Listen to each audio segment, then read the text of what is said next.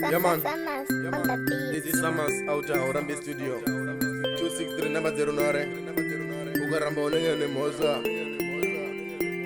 2023 Musua 21 July Jenge tichifarira birthday ragu mkomana Koffie. God bless you everywhere. Warakombore mahasos ako, warakombore nemuri yako, warakombore pazvese zvako.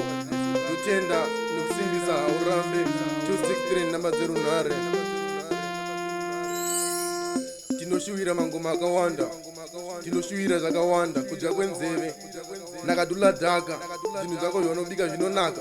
Saka ndati ramba wakashinga, ramba uchiita mangoma iwawo, nekuti ukasaramba uchiita tofa nenzara.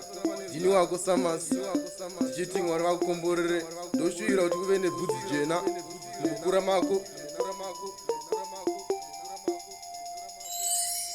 Ticharamba tichibata mangoma tese, ticharamba tichifamba tese pahaurambe, tichifamba kastep kekuti haurambe, nekuti ukaramba unongoziva kuti une mhoza, ukaramba wabirira. Saka ndati kura zvakanaka, Mwari vakukomborere. Ndichiti happy birthday to you. This is Samaz out haurambe, Samaita Mr. H, Mr. Haurambe. Samaz Production.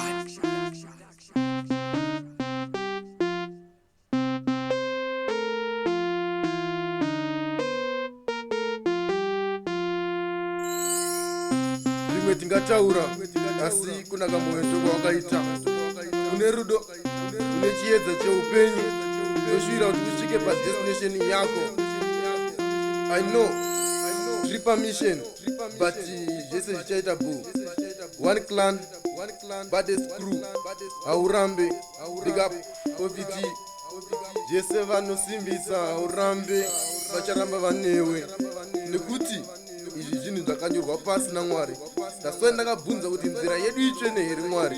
Mwari vachabvuma kuti nzira itsvene, hapana chinoramba kana Mwari vabvuma, nekuti Mwari ndiwe musiki, Mwari ndiye ane zvese. Saka ipapo pawasvikisa makore iwawo, Mwari vachange vanewe, vachafamba newe kusvika murugare, kusvika murunyararo, pazvese. Ndichiti Mwari varopafadze mhuri yako everywhere pauchafamba, everywhere pauchatsika, everywhere pauchashanda, every mari yauchabata inge ichakomborerwa naMwari, nekuti zvinhu zvitsvene kuna Mwari. Thank you. Ndinotenda ndichiti amen.